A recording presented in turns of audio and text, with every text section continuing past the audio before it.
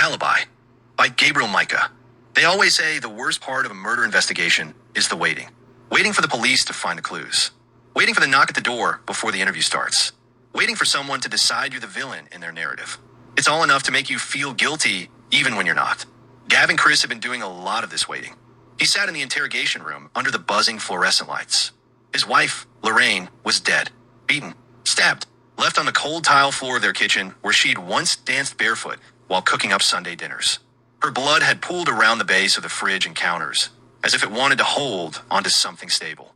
Detective Harris stared across the metal table, convinced he had the right guy. Husbands kill their wives all the time, especially the ones you'd least expect. Like Gavin, polite, well-liked, the kind you'd trust to babysit your children if he hadn't been busy raising 3 of his own. Gavin didn't cry. He didn't rant. He didn't panic. He just waited. Calm. Too calm for an innocent man. Where were you last night? Harris asked. At the Midnight Cowboy on 6th Street, Gavin answered. Left around 10:30. Drove home. A simple alibi. Clean. Not too rehearsed. But that wasn't enough.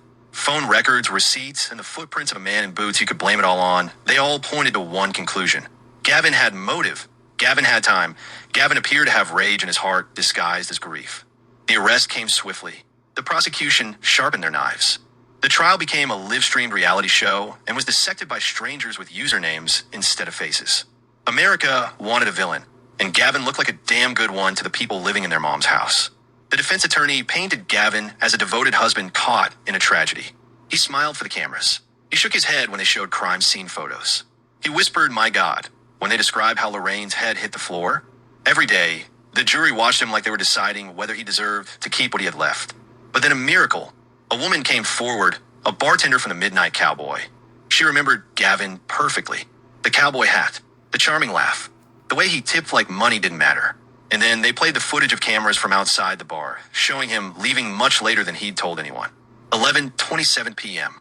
Lorraine had died at 11:14. Gavin couldn't have done it. The courtroom gasped. The prosecution paled. And the jury, who had grown used to hating him, suddenly felt like monsters for judging this man too soon. 2 days later, the jury found him not guilty. Justice had been served. Gavin hugged the defense attorney.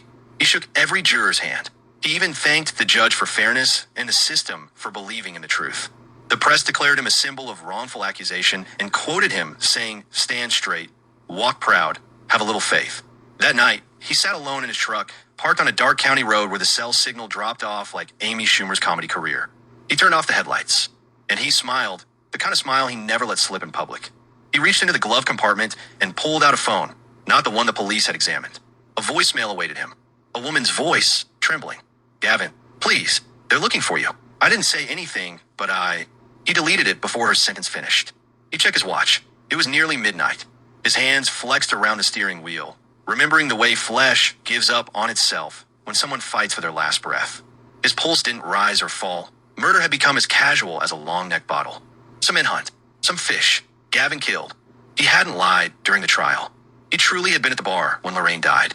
Just not the whole time.